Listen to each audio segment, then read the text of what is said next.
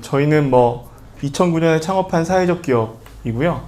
이번에 아까 사회자께서 설명해 주신 것처럼 충남도의 고향사랑 관련되어 있는 용역을 수행하고 있습니다. 저희가 고향세와 관련되어 있는 일을 하게 됐었던 여러 이유가 있었는데, 그 중에 가장 큰 거는 2015년부터 저희가 일본 법인이 있는데, 일본 법인이 동경 시부야랑 히로시마현의 진세키 고겐 군이라고 4개 군을 통합했는데 인구가 7,200명밖에 안 되는 곳에 이제 저희 법인이 하나 있습니다. 그 법인이 일본 총무성에 지정이 돼서 일본에서 고향세를 모금하고 집행하는 일을 하고 있습니다.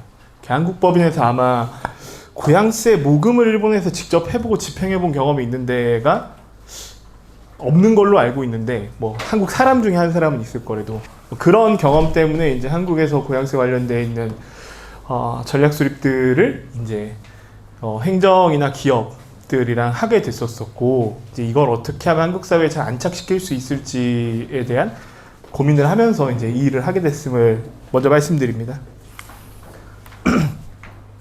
고향사랑 기부금은 이제 일본에서 벤치마킹을 해서 온 제도이고, 우리나라가 일본이 입법이 2006년에 되고 일본에서 시행이 2008년부터 시행이 됩니다.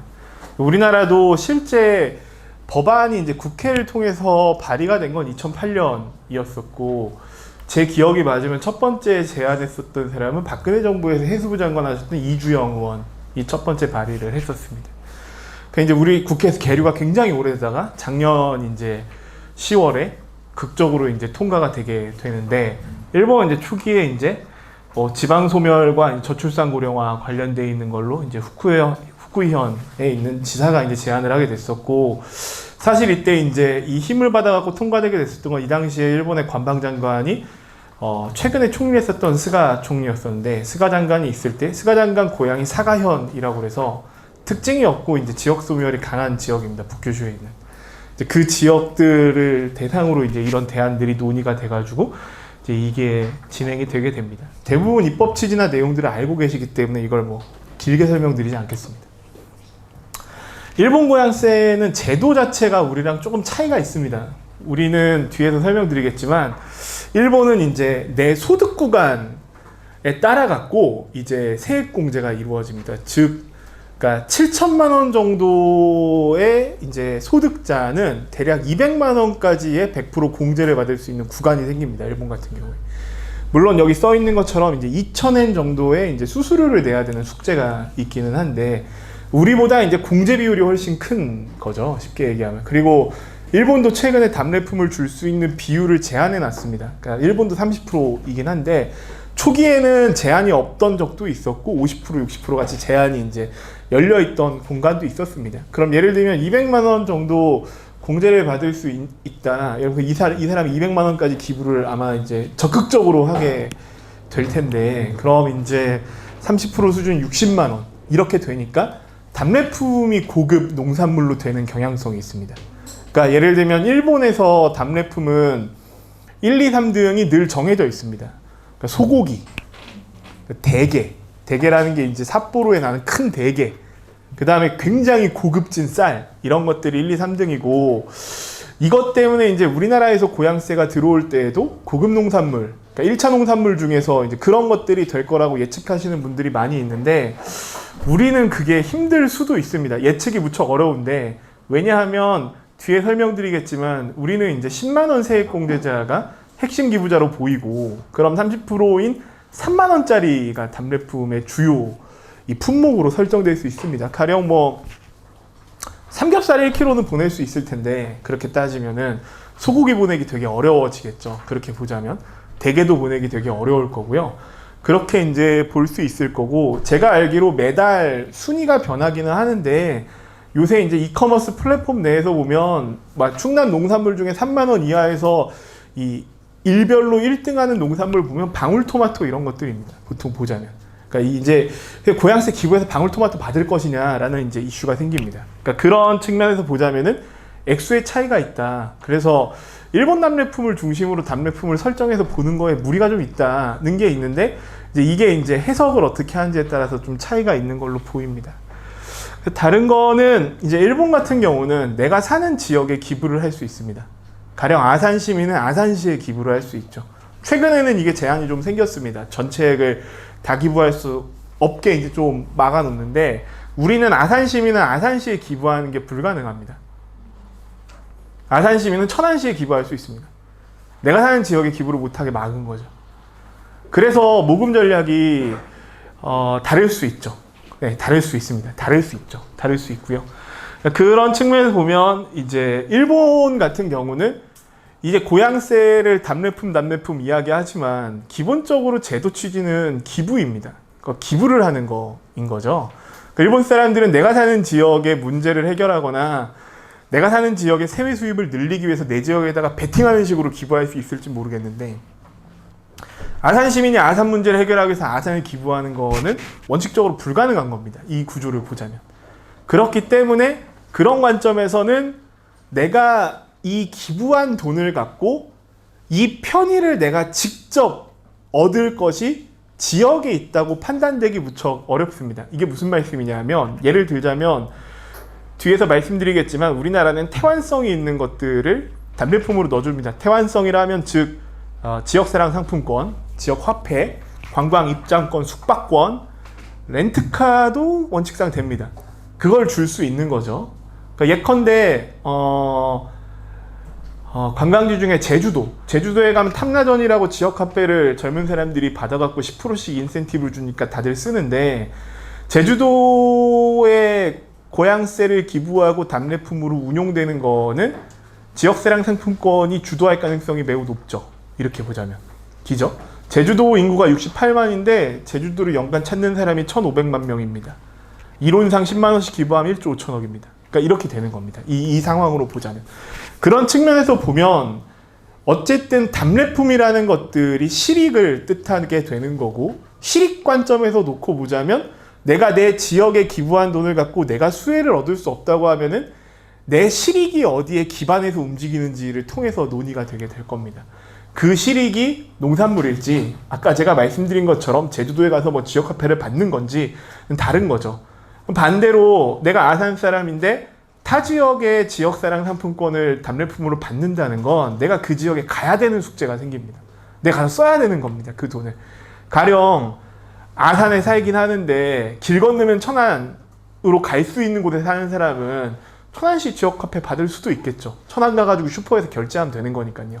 그러니까 그렇게 움직일 가능성이 굉장히 크고, 그래서 농정파트에서는 고향사랑 기부대 답례품에서 지역화폐라든가 공산품이 빠져야 된다는 주장들을 하기도 합니다. 그럼 일본은 어떻게 되어 있냐? 일본은 다 들어가 있습니다. 그렇게 따지면. 네, 다 들어가 있습니다. 그리고 제가 봤을 때 계속 말씀 나누겠지만 그걸 제한할 수 있을 것인가 라는 숙제가 생깁니다. 가령 지역 특산품을 어떻게 정의할 것인가에 문제가 있습니다. 뭐가 지역 특산품인가? 그 다음 예를 들면 아산에서 소를 키웠는데 이 소를 도축은 오창 가서 하고 판매는 마장동에서 해서 유통은 경기도 안산에서 하면 얘는 어디 거라고 해야 되는가? 완전 포장 지역에서 하는 건가? 키운 데서 하는 건가? 키운 데서 한 거를 추적해서 추적 발송을 할 수 있을 것인가? 그렇기 때문에 표면적으로 접근해가지고 보는 것과 실물에서 움직이는 것들은 완전히 다르게 됩니다. 마지막으로 일본이 겪은 문제인데, 우리나라에 이제 각 시군에 내려와 있는 표준조례안 내용들 일부를 보신 게 있을 겁니다. 표준조례안대로 전주시는 입법 예고가 끝나고 조례를 제정했습니다. 그래서 전주시 의회 같은 데 들어가시면 조례안을 보실 수 있는데, 이제 답례품에 대해서 첫 번째의 조건으로 준 것 중에 하나가 안정적인 물품 공급을 할 수 있는지를 논합니다. 이유는 간단한데, 혹시 왜 그랬을까요? 농민 입장에서 보자면 고향세 답례품으로 물품을 공급해야 되는 이유를 찾기 매우 어렵습니다. 왜냐하면 이게 안정적 수급에 기여할 수도 없고 시장 예측이 되지 않고 굉장히 어렵고 번거로운 일입니다. 이 고향세 답례품이라는 게 뒤에서 조금 보시겠지만 그런 문제들 때문에 그런 게 있다는 거를 좀 봐주시면 될 것 같습니다. 일본도 마찬가지로 이 고향세와 관련돼 있는 모금이 이제 첫해 이제 이렇게 움직일 때 액수가 되게 작았던 겁니다. 이렇게 보시면은 560억, 800억 이 정도밖에 안 되다가 2015년, 2016년에 이게 확 튀게 됩니다. 여기 보시면은 고양세 원스톱 특례제도라는 게 있는데 이게 뭐냐면 일본이 행정이 좀 우리보다 후진적이잖아요. 많이 후진적입니다. 그러니까 2015년, 16년 이전에는 일본은 홈택스 같은 시스템이 없었던 겁니다. 연말정산 수기로 했었던 거죠. 그러니까 제도 도입 초기에는 어떻게 했었던 거냐면 내가 만약에 고양세를 기부하면 기부금 영수증을 받기 위해 관청 가서 발급 신청을 해서 발급을 받았어야 됐던 거고 수기로 답례품도 받는 과정을 갖고 있었던 겁니다. 그러니 이제 안 모이다가 원스톱 특례제도라는 게 어떤 거냐면 이 고양세를 모금하는 플랫폼에서 자동으로 연말 세액 공제가 되고 이제 이 자동 시스템이 이제 이때 갖춰진 겁니다. 이 당시에. 그러면서 쭉 모금액이 늘게 됩니다.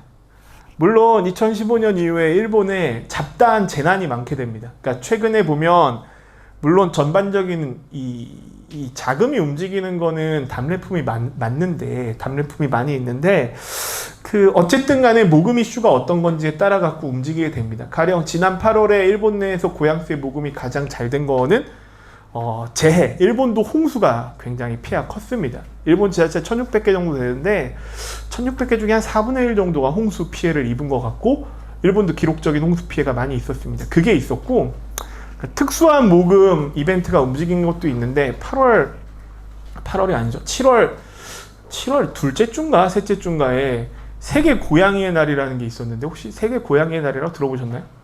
잘 아시는 분들이 계시는데 세계 고양이 날이라 막 구글에 고양이도 막 날아다니고 이런 문양이 있었습니다. 고양이. 제 발음이 안 좋나요? 캣. 고양이의 날이 있었는데 고양이의 날에 고양이 관련되어 있는 것들이 모금을 기록적으로 이제 기록하게 됩니다. 고양이 반려동물 물품, 고양이 중성화 수술 같은 건 답례품으로 받는 거죠. 펫파크 조성 뭐 이런 것들. 그러니까 우리의 예측과 많이 다르죠. 근데 이제 이걸 가령 행정구역으로 끊어갖고 이걸 준비하기 무척 어렵죠. 그렇게 보자면 예를 들면 어느 지역이라는 게 국한되어 있는 국소지역들은 지역의 특징이라든가 아니면은 지역의 사정에 맞춰서 모금 전략도 설계할 수 있고 답례품도 구성하기 용이한데 충청남도, 경기도 이렇게 구성하기 되게 어렵겠죠. 그런 식으로 보면. 그러니까 이제 어떤 분들은 그런 얘기 하는데 우리나라 왜 광역도 모금하게 하고 기초도 모금하게 했냐라고 얘기하시는데 일본도 도도부연 다 모금할 수 있습니다. 도도부연 시정초 다 모금할 수 있는 구조입니다.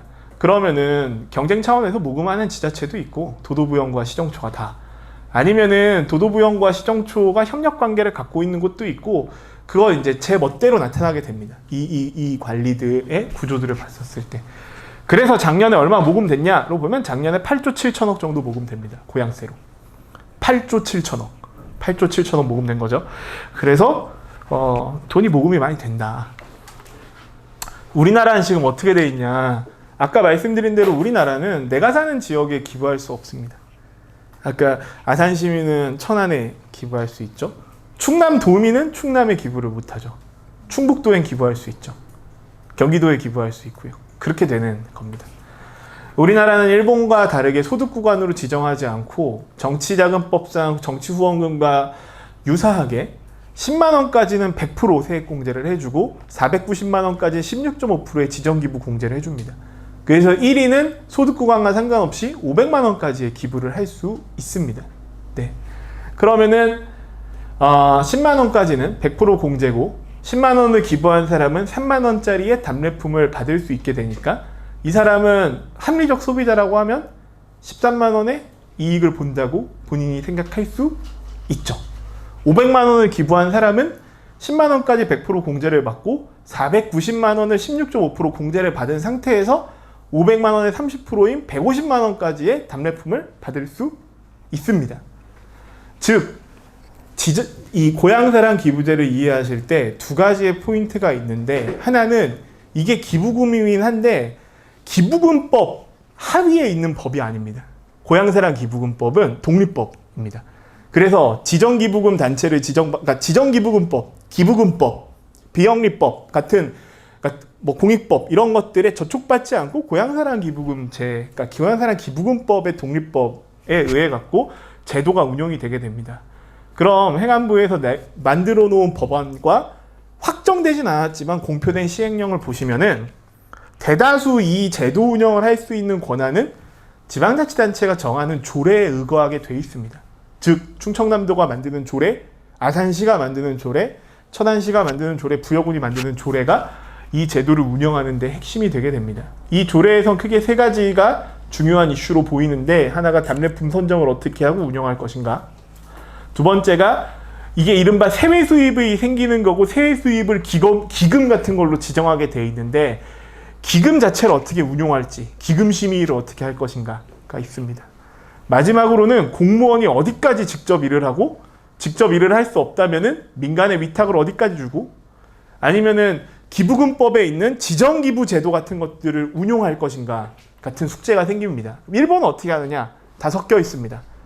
싸그리 직접 하는 지자체가 있습니다. 현재 소수인데 거의 없다고 봐야 되지만 있습니다. 당연히 있고, 민간 위탁 주는데 대다수죠.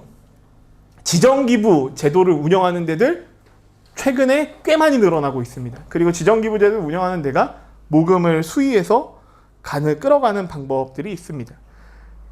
지정기부 제도는 이런 거죠. 우리가 사실은 기부금을 받을 수 있는 단체를 행정이 지정하잖아요. 예를 들면 뭐 사회복지공동모금회라는 조직이 있는데, 이걸 행정에서 지정하게 되면 이들이 이제 이 법과 제도에 의거되어 있는 걸 갖고선 기부금들을 모집하고, 이 기부금을 갖고 본인들이 공표한 공익사업을 하고 이 돈을 어떻게 썼는지에 대해서 관청의 관리 감독들을 받게 되는 거죠. 그런 제도를 고향사랑 기부금 제 내에서 운용한다는 소리입니다. 내가 이 지정기부단체를 지정하고, 그리고 답례품도 모금단체가 운용할 수 있게 되겠죠. 그럼 여기서 문제, 만약 지정기부제도가 생기면은 지역에 있는 비영리법인이 이 제도 운용이나 답례품을 잘 보내겠습니까? 사회적 경제 조직이 잘 보내겠습니까? 일본으로 보자면 사회적 경제 조직이 훨씬 잘했던 겁니다. 이 지정기부 제도 구조로 봤었을 때. 그래서 이거 아시니까 이거 넘어가겠습니다. 이런 것들을 한다. 네. 그래서 기대효과 이런 거 있는데 이거 넘어가고요. 네. 이런 것도 있고 넘어가겠습니다. 초기에 이제 이 얘기를 들었으면 사람들이 이런 고민을 많이 합니다. 그럼 출향민이 기부를 많이 하겠구나. 충남도의 사람들은 인천 가서 많이 사니까 인천 가서 열심히 홍보하면 되겠구나 하는데, 법상 출향민한테 직접 연락을 하고 교섭하는 행위는 금지되어 있습니다. 왜 이렇게 제한이 많은가 고민이 좀 되시죠? 도대체 이게 정말 궁금하신 분은 국회에서 이게 논의될 때 속기록을 꺼내서 보시면 됩니다. 공표되어 있으니까. 근데 상당 부분은 선거법에 대한 고민들이 많이 있었습니다. 우리 지역에 기부를 못하게 하는 것. 그러니까 이 제도는 법제도로 놓고 보자면 지방자치단체가 기부금품을 모집할 수 있는 권한이 열린 겁니다. 그러니까 행정사에서 보면 대단한 일이죠. 지방자치단체가 독립적인 모금을 할 수 있게, 비영리 경영, 하여튼 비영리 모금할 수 있게 이렇게 돼 있는 거죠. 그래서 출향민한테 직접적으로 연락하거나 교섭하는 행위, 그러니까 그걸 되게 디테일하게 부분을 적어 놓은 것도 있고 막아 놓은 것도 있는데, 그런 걸 하게 되면 몇 년간 모금을 못하게 제한도 두고 벌금도 때리고 이렇게 되어 있습니다. 다른 한편으로 우리나라에서 이제 연말 정산을 할 때 내가 연말 정산에 적극적으로 참여해서 세액공제를 받거나 일정 정도 돈을 리턴 받는 사람이라고 숫자를 추정하는 게 690만 명쯤 됩니다. 과세 표준치로 과세를 때리는 사람이 1700만 명쯤 됩니다. 그럼 그 690만 명 중에서 예를 들면 우리가 이제 공제를 해주는 구간이 있는 제도들이 있잖아요. 예컨대 퇴직연금 제도 400만 원까지 해주죠. 그 다음에 퇴직연금 말고 퇴직 저축인가? 이런 것도 한 600만 원까지 해주는 게 있고, 여러 제도들이 존재합니다. 그 안에. 그 제도들에 사람들이 참여하는 것과 그 다음에 세액공제 전반적으로 보는 걸 보면 20대부터 50대의 4대 보험을 취득하고 있는 급여생활자가 가장 면밀한 형태의 기부자가 될 가능성이 높죠. 예를 들면 출향민인데 예컨대 80대 출향민이 있고, 이 80대 출향민이 세금을 안 낸다는 게 아니라 연말정산에 30대 급여생활자 홈택스 맨날 들락날락거리는 친구보다는 적극적으로 이 제도에 참여할 가능성이 낮지 않습니까? 이렇게 보자면. 그렇잖아요. 그렇게 보자면은 출향민에 그렇게 목맬 필요가 있는지에 대한 의문이 생기게 됩니다. 기죠? 그리고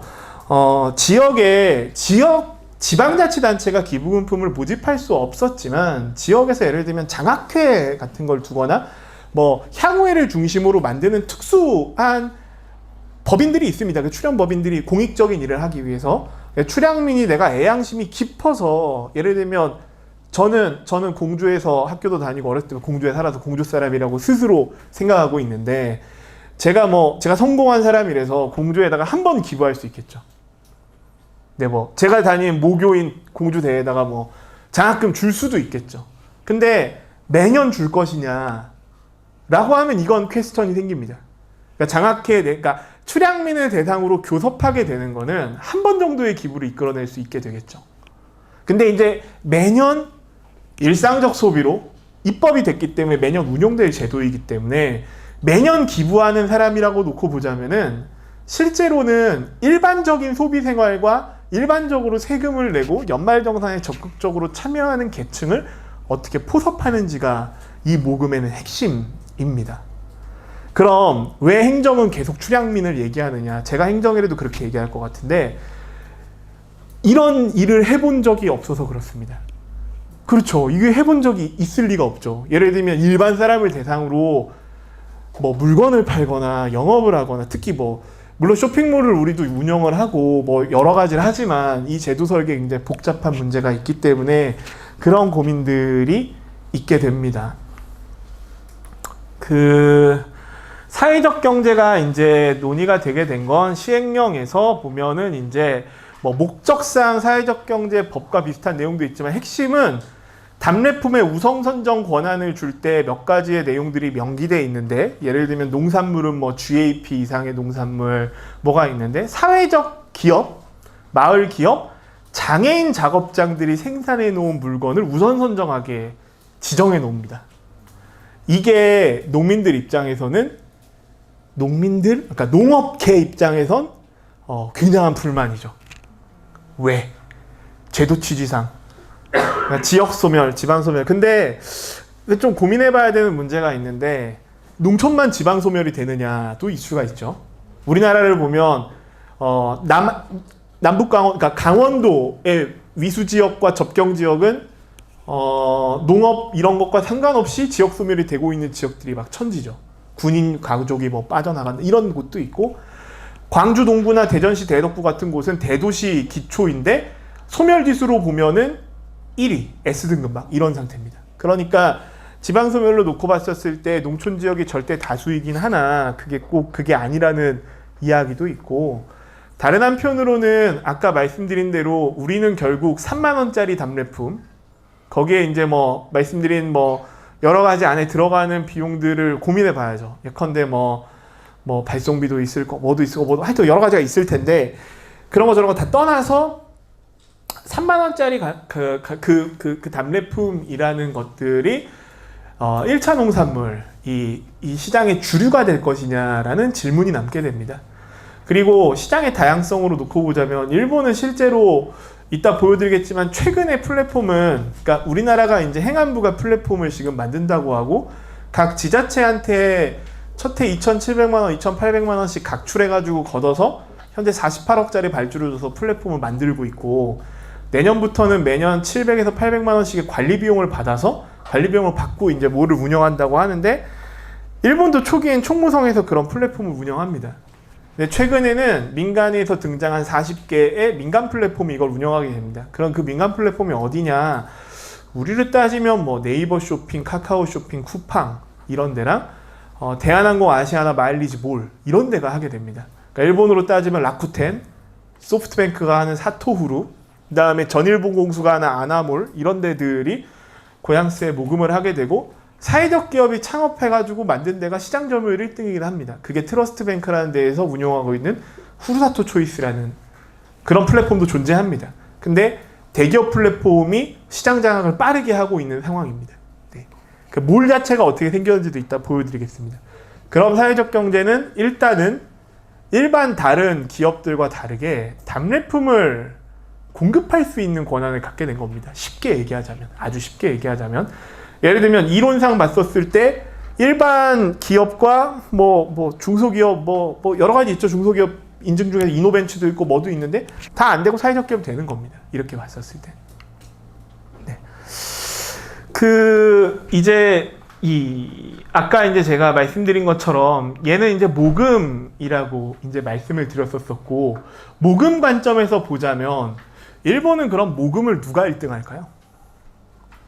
8조 7천억이잖아요. 8조 7천억 중에 누가 모금을 1등 하겠습니까? 그게 도쿄도나 오사카부가 1등 하게 됩니다. 결국 대도시들이. 왜냐하면 모금 관점에서 보면 여러분들 TV 광고 아니면은 뭐 온라인을 서칭하다가 걸리는 검색 광고 이런 것들을 봤을 때 우리가 그런 단체를 되게 쉽게 볼 수 있죠. 예를 들면 월드비전, 굿네이버스, 유니세프 이런 데를 쉽게 볼 수 있고, 아시아나항공기 타면 유니세프가 뭐 광고도 하고 안성기 씨가 얘기도 하고 이러지 않습니까? 그게 뭘까요? 그게 다 돈입니다. 그렇죠. 비영리 법인이 예를 들면 우리나라의 어디죠? 그린피스라고 환경운동하는 단체인데, 환경운동 단체가 3년 동안 한국에 진출할 때 홍보비를 수십억 쓴다고 예산을 편성해서 사용을 합니다. 홍보비가 없으면 우리가 그 단체가 홍보하는 거 어디서 볼 수 있을까? 그게 다 돈인데. 대도시가 그러니까 1등 할 수밖에 없는 그러니까 초기 성장의 이유는 그만큼 광고 홍보비를 투여할 수 있는지에 대한 여부로 결정되게 됩니다. 그러니까 제도 안으로 파고 들어가서 보면은 지방 소멸 뭐 이렇지만 사람들이 걔가 지방 소멸이 되고 있는지, 서울 사람이 뭐 경북 봉화의 소식을 알 수는 없으니까요. 그렇게 놓고 보면은 사실은 예산 운용을 할 수 있고 예산 투여를 많이 할 수 있는 지역이 1등 하는 거 어찌 보면 당연한 겁니다. 그렇게 봤을 때. 도쿄도에 있는 스미다라는 곳은 물론 답례품도 되게 중요하지만 사람들의 마음을 움직이는 모금들을 많이 했던 겁니다. 뒤에 모금함 좀 보실 텐데, 예를 들자면 일본은 일본도 큰 나라고 돈이 많죠. 일본의 뭐 연간 예산이 벌써 1,500조, 1,600조 뭐 이렇게 얘기하는데, 그 돈이 있음에도 불구하고 복지 사각지대에서 대도시에서 돌봄을 안 되는 애들 중에 아사하는 친구들도 있었고, 여전히 일형 당뇨 케어가 안 되는 문제가 있고, 개호보험 예산이 줄기 때문에 그러니까 노인들의 케어들은 불가능하고 이런 것들이 있습니다.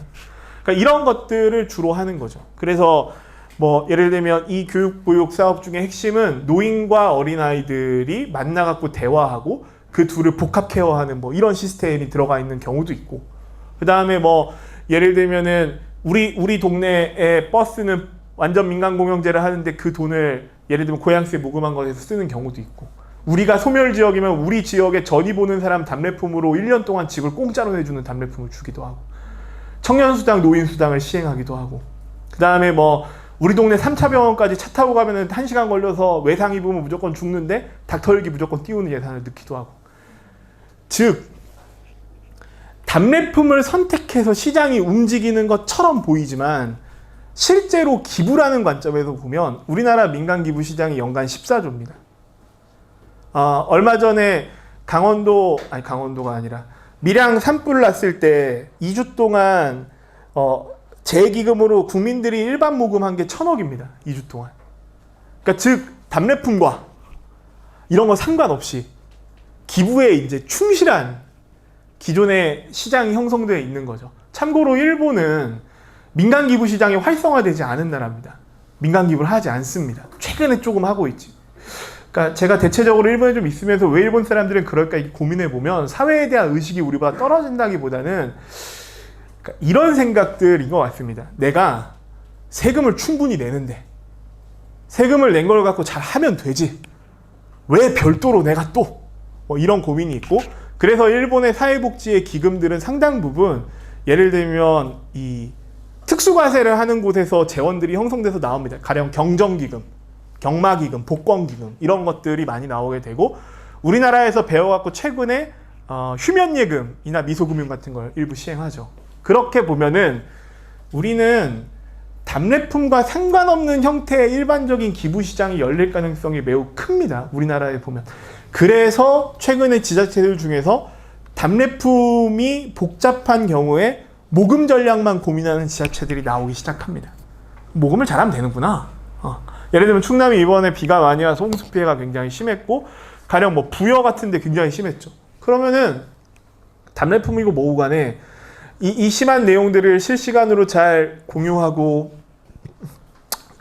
그거 들어보셨죠? 예를 들면 500억 1000억씩 수재후원금이 모였는데 이 돈을 잘 못 써갖고 예를 들면 우리 2년 전인가 3년 전에 강원도 양양에서 산불이 나는데 아직까지 그때 당시에 모였던 돈이 한 5, 600억 된다는데 그 돈 집행이 다 안 끝났고 특히 뭐 집을 어떻게 공급하고 지원하는지 이런 것들은 진짜 잘 정리가 돼서 끝나지 않게 됩니다. 그러게 되다 보니까 이 기부, 고향세 기부의 최근의 트렌드는 돈을 어떻게 모아서 실시간으로 어떻게 쓰고 있고 어떻게 보고하는지에 따른 고민들이 있습니다. 조세 관점에서 놓고 보면 내가 낸 세금을 갖고 이 세금이 지방세와 중앙세가 있고 교부도 하고 걷어 쓰는데 내가 낸 세금이 어떻게 쓰이는지를 디테일하게 면밀하게 보기 힘들고 대의민주주의 구조에서 대의된 사람들이 여러 가지 의사결정을 하고 대의성이 없는 행정이 결정하는 경우가 굉장히 많이 있는데 일본 내에서 열심히 연구하는 사람들은 내가 내는 조세이죠. 공제를 받는 구조이기 때문에 조세를 직접 결정하고 직접 민주주의에 기여한다고 생각하는 사람들도 있습니다. 반대로 중앙정부와 지자체에 기본적으로 발생하는 편차, 일본이 지방세 비율이 높다고 하지만 지방정부가 일정 정도의 소멸 위기를 겪게 되면 중앙정부가 지방정부를 부양하는 것을 포기하고 예전에 국공립 때 통폐합되던 논리랑 비슷하죠. 포기하고 개별 사업을 할 수 있는 권한을 열어주고 가령 산학협력단 같은 걸 하고 우유도 팔고 이렇게 해서 나중에는 재정적으로 독립시킬 생각, 즉 신자유주의 정책의 일환이라고 주장하는 사람들도 있습니다. 뭐가 맞는지는 모르겠지만 일본은 그 안에서 시행이 실제 돼서 모금이 되기 시작한 2008년부터 이제까지 제도가 흘러오게 된 거라고 이해하시면 될 것 같습니다. 네, 넘어가겠습니다. 그래서 이제 그런 게 있고 전주시가 입법 예고하고 조례가 제정이 됐는데 전주시의 조례를 보면 이 밑에 이런 내용이 있죠. 지역의 마을기업, 사회적 기업, 자활기업 등 사회적 경제 기업 및 장애인 단체가 생산한 물품 이게 이제 행안부가 내려준 표준 조례안이고 이렇게 조례를 제정하고 있는 겁니다. 그러면 일반 기업들 그러니까 뭐 공동 브랜드 사용품 뭐 이런 것도 있지만 이런 것 때문에 이제 사회적 경제 조직이나 사회적 기업들 중에서 답례품을 운용하는 경우들이 있고요. 조금 더 폭넓게 심화적으로 고민한 곳들은 아까 제가 말씀드린 지정기부 제도 같은 것들을 주장하는 지역들도 있습니다. 일본도 그런 데가 있죠. 그러면 일본 지자체가 1600개라고 말씀드렸는데 1600개 지자체의 조례 내용은 안에 어떨까요? 천양지차입니다. 서로 거의 다 다릅니다. 지 멋대로 돼 있고 우리나라의 이제 고향사랑 기부제 최근에 교수님들이 쓴 책이 하나 있는데 고향사랑 기부금 교과서인가? 뭐 그런 그 책이 있습니다. 그 책에 보면 이제 대략 한 10군데 정도의 조례가 나와 있고 소개가 돼 있는데 그 조례 내용을 보시면 조례 내용이 천양지차라는 걸 보실 수 있습니다. 그 조례 내용 설명되어 있는 것 중에 진새끼 고갱군이라는 데가 있는데 저희가 이제 거기 사무소를 두고 있는 곳입니다. 저희는 저희가 사무소가 있는 곳은 민간의 지정기부 제도도 운영을 하고 고향세로 모금하는 돈 중에 일부를 지역의 기금으로 형성해서 지역 내 사업자를 내가지고 창업하는 사람들한테 갚지 않아도 되는 형태의 그 돈을 대출해주면서 사업자금을 지원해주는 챌린지 기금이란 기금을 운영합니다. 무슨 소리냐면 제가 만약에 이곳에 창업을 하게 되면은 창업을 한 사람이 요청한 만큼의 돈을 이제 지원을 해주는데 상환을 하라고 하지만 상환의 의무가 없는 돈들을 운영하게 되는 겁니다. 그러니까 행정에서 이런 돈 운영할 수 없죠. 책임 소재가 있으니까. 근데 모금의 주체가 이렇게 돼 있으면 그런 것들을 운영하게 되는 제도들을 운영하는 겁니다. 예, 아까 제가 말씀드린 민간에서 모금 주제로 이제 1등을 했었던 답례품과 상관없이는 일본은 압도적으로 유기견 보호가 1등입니다. 그 히로시마 현이 원래 매년 유기견을 살처분을 3,000마리씩 합니다. 그래서 이걸 지역에 있는 사람들이 유기견 살처분 현장을 어느 날 보게 됩니다. 혹시 유기견 살처분하는 데 가보셨어요? 저는 어쩌다 가봤는데 어떻게 되어 있냐면 뭐 여러 가지가 있지만 별거 없습니다. 워낙 깨끗하게 관리돼서. 근데 창문을 보셔야 돼요. 창문에 손톱 발톱이 다 박혀 있어요. 독가스를 넣으니까 살려고 긁다가 그걸 본 겁니다. 이 히로시마 현에 있는 NGO를 하는 사람들이. 그래서 죽이지 말자고 하고 사람이 거의 안 사는 곳에 유기견 보호 공원을 만듭니다. 그래서 개를 죽여야 되는 개를 무작정 다 수용한 거죠. 다 수용하니까 3,4천 마리가 되는데 얘가 운영 비용이 한 200억쯤 든 겁니다. 그래서 제가 아니 무슨 개를 수용하는데 그렇게 돈이 많이 드냐 했더니 주사 맞추고 개 몇 마리당 수의사도 배치해야 되고 뭐도 해야 되고 그러니까 200억이 싼 거라고 하더라고요. 그래서 그렇게 모금을 하는 게 일본의 고양새 모금에서 민간 모금 1등을 합니다. 이 모금이 매년 이렇게 모금이 되고 이렇게 보호했었냐 버렸으니까 히로시마현은 무슨 어쨌든 독가스로 이제 살처분을 하는데 이 개들을 훈련을 시키고 뭘 해서 이제 예를 들면 우리로 따지면 강남 같은데 양도샵, 양도 센터 같은 걸 만들어서 양도도 해주고 훈련을 시키게 됩니다. 그 훈련한 개가 훈련한 개 중에는 이제 뭐 세라피견이라고 그래서 노인들이랑 같이 사는 개도 있고 뭐 맹인견도 있고 있었는데 구조견으로 이제 큰 애가 구마모토 지진 때 사람을 발견해 사람을 살리게 되죠. 그래서 일본에 보면은 니케이 신문에서 주는 사회혁신 상이라는 게 있는데 그 상을 이 버려진 개가 이제 구조견을 구한 유메노스케라는 개인데 그 개가 받게 되고 우리나라 동물농장에도 보도가 되게 됩니다. 이 내용들이. 그러니까 여기 기부하는 사람들은 답례품을 뭘 받을까요? 그러니까 답례품은 이제 여기 지역에 있는 특산품을 선택하는 경우도 있지만 이 지역의 특산품이 뭐 별게 없습니다. 뭐 그러니까 모든 지역이 다 있는 꿀, 뭐 소고기, 쌀, 술, 뭐 이런 거 있습니다. 근데 그게 뭐 특징이 있냐? 특징이 없습니다. 특징 없고 그리고 이 기부에 참여하는 사람들 중에서는 상당수가 답례품을 선택하지 않습니다. 그러니까 사람들이 답례품을 다 선택할 거라고 생각하는데 그렇지 않은 거죠. 개나 더 도와주세요. 이런 사람들도 있는 거고요. 반려동물 물품 같은 것들을 선택하는 경우들이 있습니다. 그리고 여긴 좀 특이한데 NGO니까 동티모르에서 커피 사업을 하는 NGO인데 동티모르 커피를 답례품으로 줍니다. 왜냐하면 이 지자체는 우리 지역에서 완전 포장된 걸 지역 특산품으로 보는 조례 문구가 있습니다. 커피 들어왔는데 우리 동네에서 포장을 하면 지역 특산품으로 보는 거죠. 그러니까 이거 되게 어렵습니다. 지역 특산품을 뭐를 볼 것인가? 가령 혼입하고 섞을 수밖에 없는 것들은 퍼센테이지로 보냐? 그 퍼센테이지 지정한다고 치면 걔를 어떻게 관리 감독할 것인가?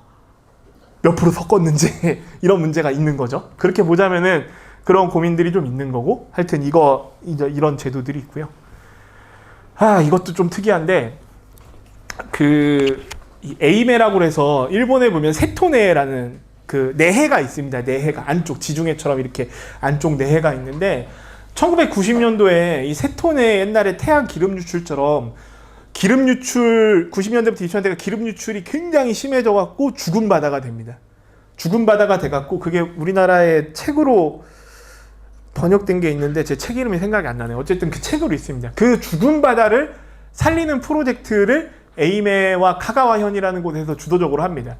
그래서 그때 이 지역재생 사업으로 우리나라 사람들한테 알려진 케이스가 나온 섬이 있죠. 그게 나오시마라는 섬입니다. 안도 다다오가 지중미술관을 만들고 큰 호박처럼 돼 있는 뭐 이렇게 조형물 같은 거에서 그러니까 그 지중미술관을 모태로 섭지코지 같은데 이제 그 뭐 빛에 어쩌고 이런 것도 들어오게 되는 거죠.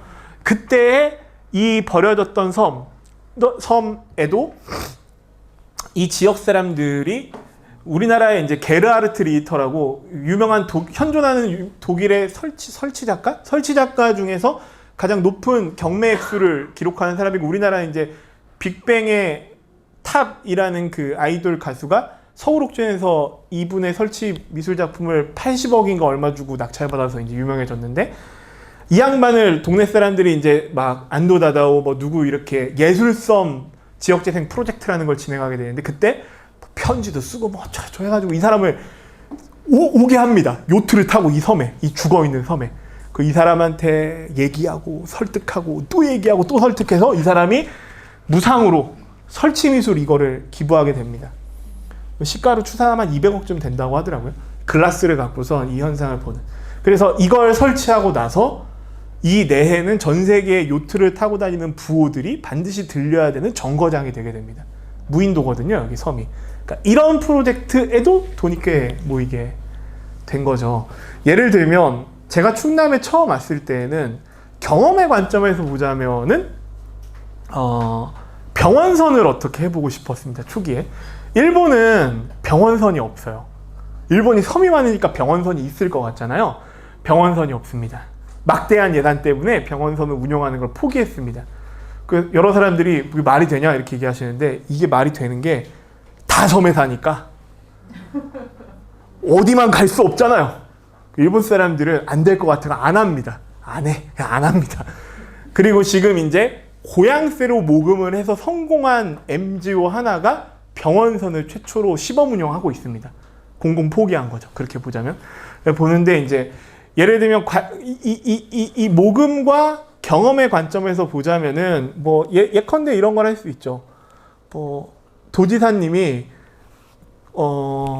UN 세계보건기구 WHO와 공동으로 병원선에서 아이들이 프로그램 운영하는 걸 해서 국제기구에 증명서도 주고 봉사활동 시간도 주는데 병원선에 일주일 동안 자원봉사하는 애들한테 프로그램을 기부금으로 100만 원 받게 해서 답례품을 애들이 와서 프로그램 참여하는 비용으로 30%인 30만 원을 쓰고 70만 원으로 낙도지역 보건복지 비용으로 쓰는데 이거를 매달 1000명씩 모집하고 그거를 서울시 교육청이랑 협약해가지고 뭐 예컨대 수학여행 프로그램을 한다. 그럼 저는 돈을 모을 수 있을 거라고 봤는데 제 생각대로 안 되더라고요. 네, 저는 그렇게 해보고 싶었는데 제 생각대로 안 되더라고요. 자, 그런 게 있고요. 사가현은 이것부터 보셔야 되는데 제가 아까 말씀드린 지정기부 제도를 운영하는 지역입니다. 그러니까 이게 우리나라 시민단체랑 달라서 설명하기 되게 어려운데 서울시 NPO 센터 있죠. 서울시 NPO 센터라고 하면 지역에 시민사회연대회의가 있는데 시민사회연대회의를 공익조직처럼 만듭니다. 충남에도 NGO 센터가 있으니까 그 NGO 센터에 등록돼 있는 NGO. 근데 조건이 있습니다. 사가현은 사가현 내에 사업자를 둬야 됩니다. 그 NGO가. 그 등록돼 있는 NGO가 어쨌든 간에 자금을 모집하고 집행하고 답례품하는 그러니까 지정기부 제도들을 운영하는 겁니다. 쉽게 얘기하면. 그래서 사가현이 정말 말도 안 되는 뭐랄까요. 초기의 모델에서 봤었을 때 거의 말도 안 되는 제도 운영들을 많이 하게 됩니다. 그래서 이제 이게 되게 복잡하잖아요. 이게 되게 복잡한 이유가 있습니다. 왜 복잡하냐 하면 자, 예를 들면 10만 원을 돈을 냅니다. 내가.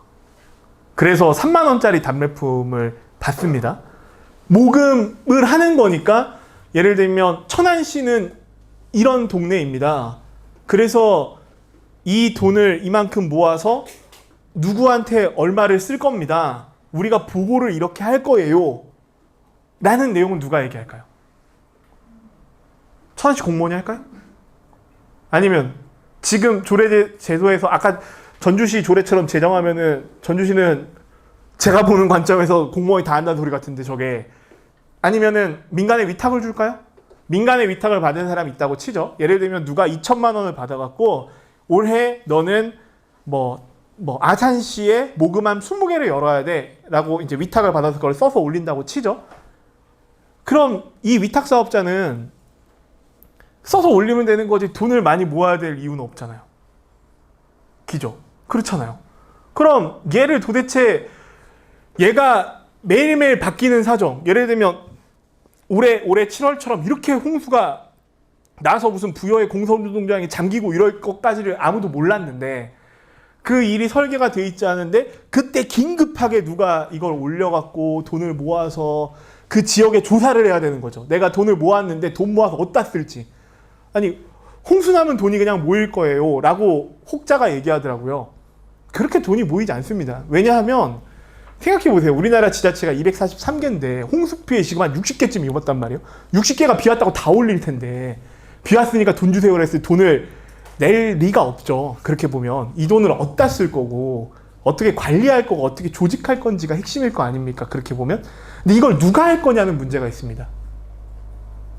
그러니까 개인의 이익이 결사가 되거나 이 조직이 원래부터 공익적 목적이 있었기 때문에 이 조직의 공익 실현의 목적에 결부가 되는 조직이 아니면 이걸 그냥 시키거나 위탁 구조에서는 이게 될 턱이 없잖아요. 이런 관점에서 보자면은 그런 거죠. 그렇기 때문에 그 설계에 대한 고민들을 굉장히 많이 합니다. 그래서 지정기부제도가 생기게 됩니다. 그런 식의 관점에서 보자면은 그런 이슈가 있었었고, 반대로 예를 들면 제가 농민입니다. 그래서 제가 예를 들면 대추를 키우는 사람인데, 대추 키우는 농가 입장에서 보면은 이런 거죠. 내가 대추를 키워야겠어 라고 하면은 어느 쇼핑몰에 입점할 때에 작동하는 건 어떤 거냐면, 이 쇼핑몰이 많이 팔아줄 거냐가 일단 1차 작동을 하게 됩니다. 그죠?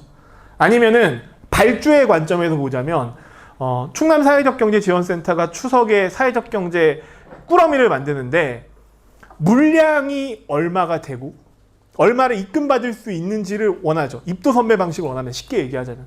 근데 그게 아니고 한번 해보자, 팔아보자 라고 하면 이 사람 굉장히 강력한 의지가 있어야 되는 거죠. 그렇게 보자면, 내가 갖다 파서 늘려고 하거나 이런 관점에서 보자면. 그러니까 위탁 관계로 넘어가게 되면 이 답례품을 누가 사진 찍어서 몰에 올리고 그 스토리를 넣고 내용들을 넣고 수수료 어떻게 하고, 여기에서 이 농민의 역할이 어디까지가 일반 쇼핑몰과 비슷한데 정상 구조로 보면은 세액공제와 이런 것들이 떨어지게 되겠죠. 구조상 놓고 봤을 때. 그러니까 일반 쇼핑몰보다 훨씬 복잡한 과정을 갖게 되는 겁니다. 농민 입장에서 보면. 제가 말씀드리고 싶은 거는 여러 가지가 예측되지만 공급자 입장에서 보면 굉장히 복잡한 공급 플랫폼이라는 겁니다. 그런 관점에서 보면 사실은 기존 플랫폼에 들어가서 성공할 수 없는 답례품이 성공할 가능성이 높겠죠. 가령 어떤 거냐면, 저희가 이제 양구에서 봤던 것 중에 되게 재밌는 거 하나 갖고 왔는데, 이게 뭐냐면, 이따 보세요. 쉬는 시간에. 이게 어떤 거냐면, 양구에서 제가 가서 사과 농가를 한 명부터 끝까지 다 만나봤는데, 사과 농가 중에 단 한 군데도 고양새 답례품으로 납품을 아무도 안 한다는 거예요. 양구는 사과가 특산품인데. 그래서 제가 왜 안 하냐. 그러니까 첫 번째 대답 뭐였을까요? 잘 팔린다 이놈아. 지금도 없어서 못 판다 이놈아. 였고, 두 번째, 요새 한 박스에 3만 원짜리 사과가 어디 있냐 이놈아. 사과는 비싸다. 우리 사과는 맛있다. 미니멈 5만 원부터야 안 돼. 세 번째, 선입금하지 않았을 때 물량을 납품할 수 없다. 그래서 네가 얼마나 사줄 건데? 라고 물어보더라고요. 저는 사는 사람이 아닌데요 했더니 왜 왔냐고 욕 엄청 먹었습니다. 다니면서. 제가 충남의 답례품 때문에 궁금해 다니면서 많은 사람들한테 많은 욕을 먹고 있습니다. 말도 안 되는 허황된 소리 좀 작작하라고. 그러니까 현장을 좀 다녀보면 우리가 막 이렇게 정리하면 될 것 같은 게 정리가 안 되거든요. 이렇게 보면. 이게 어떤 거냐면요, 사과하는 사람 중에 딱 한 군데가 고양새 너무 좋아요, 드디어 우리가 당신을 만났습니다 하는 데가 있는데, 이게 어떤 데였냐면, 네. 10분 안에 끝내라고요? 예, 알겠습니다.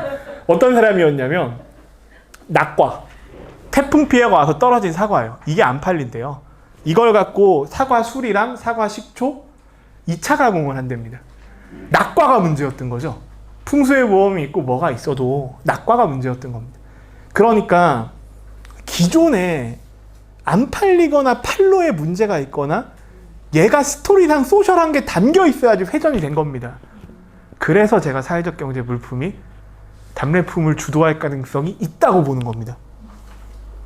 장애인이 만든 물건이어야 팔리는 게 아니라 물건 자체가 지역 문제를 해결하는 거여야지 일본에서 봤을 때 사람들이 베팅했다는 겁니다. 그렇게 보면. 근데 눈에 혈안이 돼서 3만 원밖에 안 되니까. 아까 제가 말씀드린 것처럼 쿠팡에 가봤더니 부여에 있는 무슨 토마토인데 하여튼 달아갖고 이게 안 팔린다는 겁니다. 이렇게 봤었을 때. 그러니까 그런 고민들이 있다는 거고요. 그래서 이제 얘들은 보면 사과현의 NGO들은 일형당뇨 애들한테 보호사 보내주고 얘기가 있었는데, 제가 이게 되게 궁금했거든요. 일형당뇨가 선천당뇨잖아요. 그러니까 애가 태어날 때부터 당뇨가 있었던 거라서 매일매일 인슐린을 맞아야 돼요. 일형당뇨 애들이 보호시설에 넘어가지 않고 부모가 일형당뇨 애들을 케어하고 있다는 소리가 무슨 소리냐면 이 집은 그러니까 수입이 꽤 된다는 소리입니다. 그렇잖아요. 그죠? 저희가 아주 조그만하게 대북 사업을 하는데 북한에 일형당뇨가 엄청 많거든요. 일형당뇨가 있는 집의 애들의 개도국들은 통상적으로 어렸을 때 다 죽습니다. 그 돈을 못 대기 때문에. 일본의 일형당뇨를 돌보고 있는 집은 고액소득자였다는 거예요. 근데 사가현이 소멸 지역이 엄청 많거든요. 근데 이 제도가 뭐였냐면, 그러니까 보시는 것처럼 치료법, 새로운 치료법을 여기다 주입도 할 수 있게 해주고, 그 다음에 이 부모들을 돌봐주는 심리치료도 해주고 보호관찰사를 보내주는 거거든요. 그래서 이 전입 인구가 늘어나요. 이 지자체에. 그래서 제가 이게 왜 도움이 되냐고 했더니 이 늘어난 전입 인구가 기존에 있었던 몇 명보다 세금을 더 낸다는 거예요. 고소득자였던 거죠. 그러니까 그냥 단순히 전입 인구를 늘리는 게 아니라 아주 그러니까 한 10년, 20년 이렇게 되다 보니까 복합적 설계가 들어가 있는 겁니다. 이 안에서 내용들을 보자면은 그런 고민들이 있고 뭐 이게 가정 식사도 있고 이건 우리가 많이 하는 거예요. 사회적 기업들이. 이런 것들이 있습니다. 그냥 일반 쇼핑몰처럼 돼 있습니다. 예. 일반 쇼핑몰처럼 나중에 링크 같은 거 사이트 뒤에 있으니까 보시면은 우리 쿠팡 쇼핑몰이나 이런 데랑 거의 동일하게 돼 있다고 보시면 됩니다. 그렇게 돼 있고 라쿠텐은 일본에서 보면 네이버 쇼핑몰 같이 이제 매출대가 큰 데고 후라초이스가 아까 제가 말씀드린 그러니까 일본의 사회적 기업이 이제 이 고양시의 플랫폼을 운영하는 곳이라고 보면 되고요. 네, 뭐 이건 뭐 별로 중요하지 않습니다. 네. 그 이제 아까 이 전반적으로 이제 사람들이 이제 어떤 걸 하면 가미시오로 사례를 가장 많이 봐셨을 텐데 가미시오로가 그러니까 자기들의 연간 세수보다 고양세로 모금을 더 많이 하는 지역입니다. 1,500억 정도 하는데요, 여기가. 그러니까 우리나라 책에 많이 나왔죠. 가미시오로에 이제 지사도 내고 사람들이 이주해서 가는 비용도 하고 이렇게 인구가 이제 증가했다고 나오고 하면 이제 보시면은 오는 사람이 돈을 다 할 수 있는 무상교육, 모든 학교에 외국인 교사 배치, 네, 그다음 이런 거 하는 겁니다. 그다음에 오면은 사무실, 그다음에 여기서 사업자를 내면은 온라인으로 업무할 수 있는 모든 환경 같은 걸 구성하고 조성해 줍니다. 그런 것들도 하게 되고요.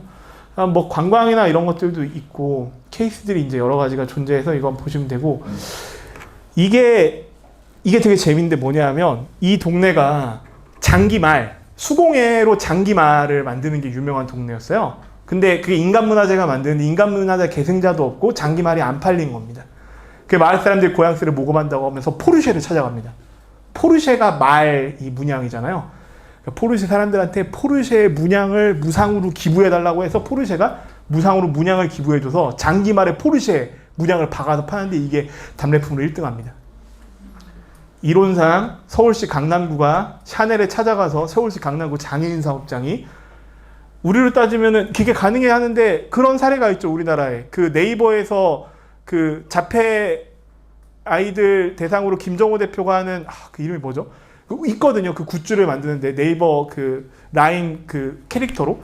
그러니까 샤넬 로고를 기부해서 강남 장애인 사업장이 열쇠고리를 만들면 걔가 답례품 1등 할 겁니다.